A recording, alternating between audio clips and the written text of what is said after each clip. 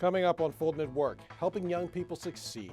Find out how the process local agencies undergo to secure funding from the county for their programs that close the opportunity gap for young men of color, and the president of one of these local agencies. And they discuss how those funds go a long way in helping young people taste success at an early age. It all starts right now on Fulton at Work.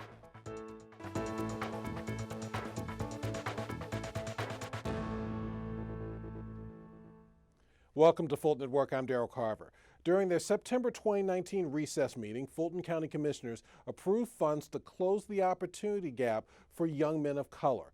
The $100,000 provides funding to 14 nonprofit agencies providing services that support 6 national milestones for the My Brother's Keeper Alliance.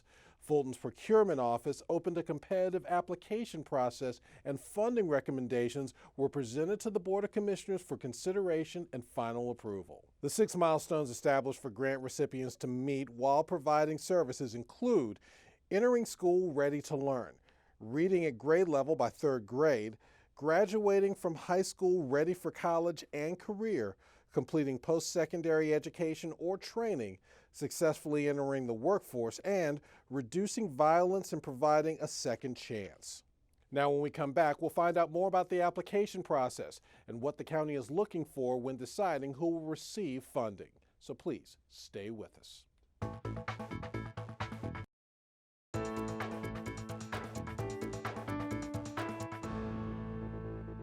Welcome back to Fulton at Work. I'm Darrell Carver. So what kind of youth programs are eligible to receive funding from Fulton County? Joining us now to answer that question and a little bit more is Fulton's Youth Commission Coordinator, Reginald Crosley. First of all, Mr. Crosley, thank you for your time and thank you for being back here on Fulton at Work. Hi, Darrell. Thanks for having me. Please tell us a little bit, if you could, about the My Brother's Keeper Fulton County Task Force and how it derived from the Obama Foundation's My Brother's Keeper Alliance. My Brother's Keeper Fulton County joined the National Alliance in 2014. This was part of a directive from former President Barack Obama and the National Alliance, who identified the Metro Atlanta area as a target for their agenda to help service boys and young men of color. If you could walk us through the process of what an organization needs to do to apply for funding. Well, in order to qualify to apply for the funding available for the My Brother's Keeper Task Force, organizations must meet one of the 6 national milestones. Those milestones include areas of employment, career development, preparing young people to be ready to enter school to learn, reading comprehension by 3rd grade. In addition, organizations must complete an application which is made available through an RFP on the FultonCountyGA.gov website. Organizations must be a 501c3 nonprofit organization, and of course must work with boys and young men of color and offer services that meet or exceed the requirement of the 6 national milestones. Now, in 2019, the approved funding totaled about $100,000. Is that the maximum amount that can be approved each year? The number of organizations we're able to serve with the funding received will vary annually. Hopefully we'll be able to do more with more funding, but currently 14 nonprofits have been identified with the $100,000 allocated for this particular initiative. Also in 2019, 14 nonprofit organizations were approved for funding. Does that number vary each year? Yes, annually the number of organizations we'll be able to serve will vary. However, it is in accordance to the amount of funding we receive as a division. We hope to be able to do more with the more money we receive. However, thus far, 14 organizations have been identified with the $100,000 allocated for this initiative. Do organizations have to apply for that funding every single year, even if they were approved in the previous year? Yes, organizations will have to apply for funding annually. The funding does not carry over to the following year. So when awarded within a fiscal year, the funding will have to be spent within that particular grant term. And where can people go if they want to find out a little bit more information about this program? Interested organizations can go to the fultoncountyga.gov website to get more details on funding made available for the My Brother's Keeper Task Force and a competitive application. And if you could, in the time remaining, please share any final thoughts on this program with us. Yes, the Division of Youth and Community Services would like to thank the Board of Commissioners, and also on behalf of the 14 nonprofits that have received funding, we will ensure that these dollars will go to great use and help service boys and young men of color. Great information, Reginald Crossley. Thank you again for joining us here on Fulton at Work. Thanks again for having me. When we come back, find out how one local foundation is using county funding and how it plays a key role. So please stay with us.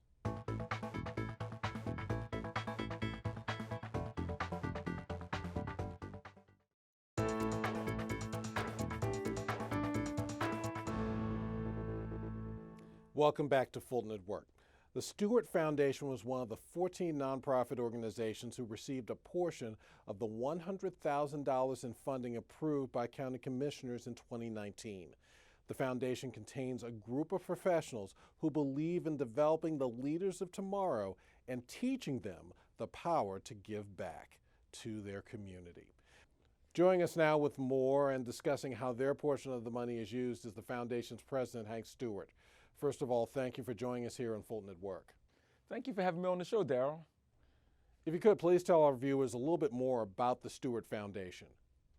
The Stewart Foundation is a youth organization. We have a four-quarter thrust. It was founded by Gwen Mason and myself. And our four-quarter thrust is our community service quarter, our financial and health and wellness quarter, our education quarter, and our social quarter. And we get an opportunity to work with young people and developing our leaders of tomorrow. So when and why was it created? The Stewart Foundation was created in 2006. The reason was we saw a lot of our civil rights and human rights leaders transitioning or getting older, and what we really wanted to do was start developing leaders of tomorrow. We wanted to help and put some young people in places and developing them on social justice, education, leadership qualities, and we thought that we had some of the tools to help develop our leaders of tomorrow. If you could tell us a little bit about the importance of preparing young people for the real world at a very early age. The Stewart Foundation thinks it's important to develop our young people for the real world, and what we try to do is put them in real life situations. Examples, we have a youth leadership organization and a youth white linen.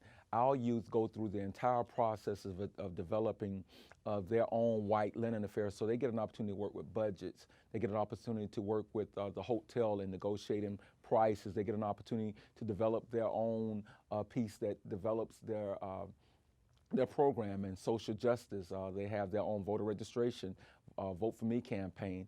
Our students have their own etiquette program and developing their own programs. And so we think it's very important to make sure that we're developing them, but giving them the tools to be successful for tomorrow. And when did you learn that you could apply for funding from Fulton County?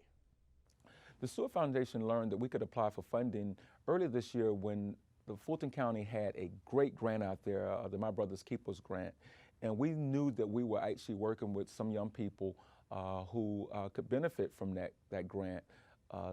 Young men in particular, we have worked with the Juvenile Justice Department as well as some of the schools, and we wanted to apply for a grant that could allow us to continue to make the gains and the inroads that we needed with young men, and that grant allows us to do that. If you could tell us a little bit about the process of applying for funding. The process for applying was not a very difficult process because we had a lot of the tools that the grant was looking for, particularly young men of color. We had them in our foundation, and we had some of the schools that we support. And we were able to just take those numbers and that process and marry them together. So we were actually allowed to apply for that grant, and we were honored that we were one of the recipients of the grants of the My Brother's Keeper. Now in 2019, your foundation was one of 14 receiving funding totaling $100,000. How will your program's portion be used? Our program portions of that $100,000 that we receive will be continuing to help develop young people. We have writing courses, courses that really allow us to go out and provide food and bring in speakers and bring in other resources that our young people will need to help to continue to grow them. The My Brother's Keepers grant is a grant that will allow us to reach new and broaden our reach with young people. So that grant will allow us to do a lot of things, expose our children to things that they wouldn't get an opportunity to be exposed to.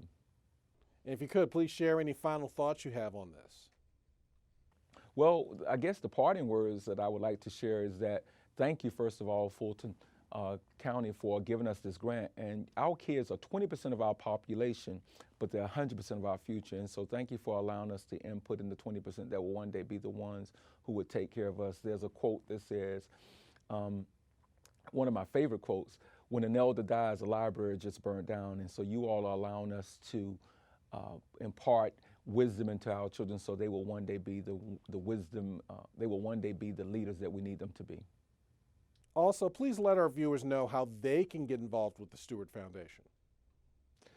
To get involved with the Stewart Foundation is very simple. You can go to thestewartfoundation.com and check out our website. We have opportunities for volunteers. You can see all of our programs and a lot of the things that we have done through the photograph gallery or just to sign up. And so we really hope, there's always a need for volunteers and funding.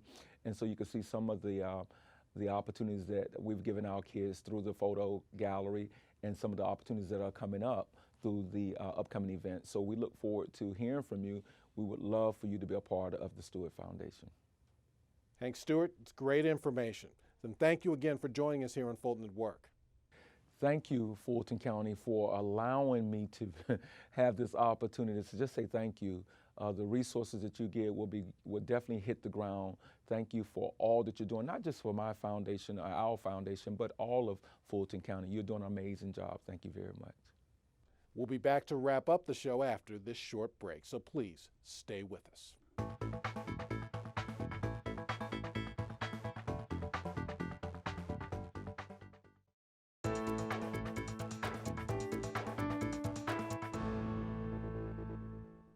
Welcome back to Fulton at Work. Since the focus of this show has been about how the county and local nonprofits help our young people, we wanted to leave you with a feel-good story about the Fulton County Youth Commission making a difference in the lives of those less fortunate.